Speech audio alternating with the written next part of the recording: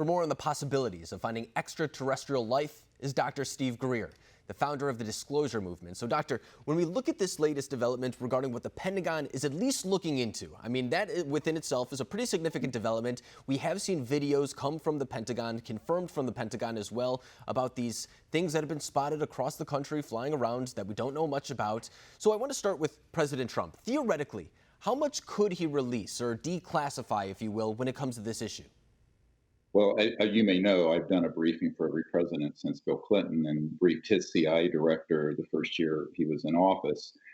Most of the time, the chief executive does not have access to what are called unacknowledged special access projects, and that's the proper name for the very highly classified projects dealing with this. So I began a project. I'm a trauma doctor, emergency trauma. Began a project digging into this back in 1990.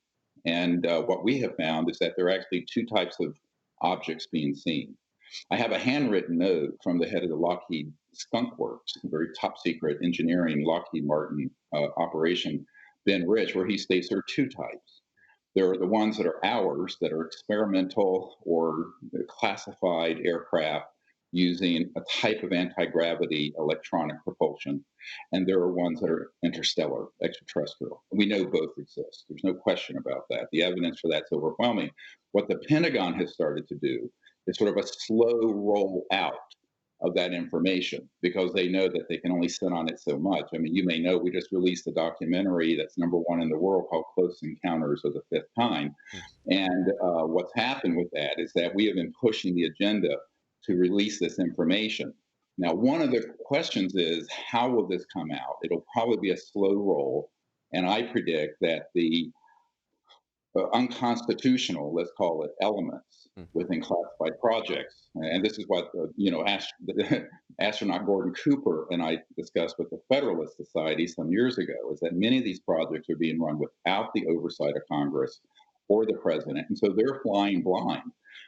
And they don't really have a good sense of how much money is being spent.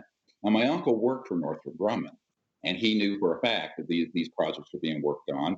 And there are, over the years, trillions of dollars that have gone into them, not 22 million.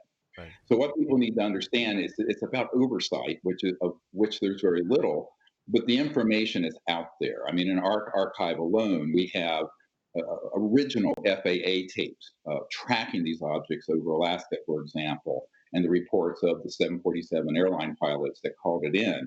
We have about 980 military and CIA whistleblowers on my team who are providing information.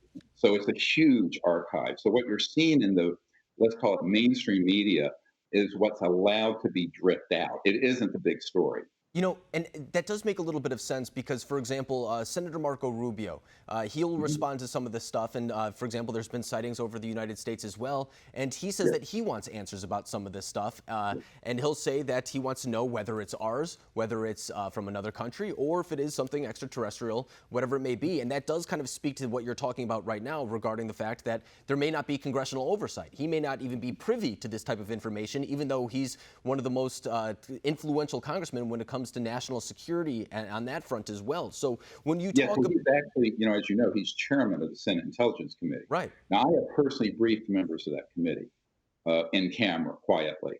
And what they have all told me is that when they go into a SCIF, a secure briefing, when they ask about this, they're told virtually nothing about it. Right. So this is a real problem. I mean, we're supposed to have a democracy with checks and balances.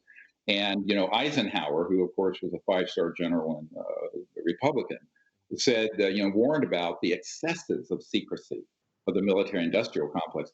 He was not anti-military, nor am I, but he was talking about things getting out of control. And we're now, 60 years later, Right. very much out of control. And I think there are people trying to reset that dynamic. And so they're allowing a very limited information out. Now, I will say, I think the information they're allowing out is very much the tip of a very large iceberg. So this is really a big technology and economic story that people don't realize that's what it is.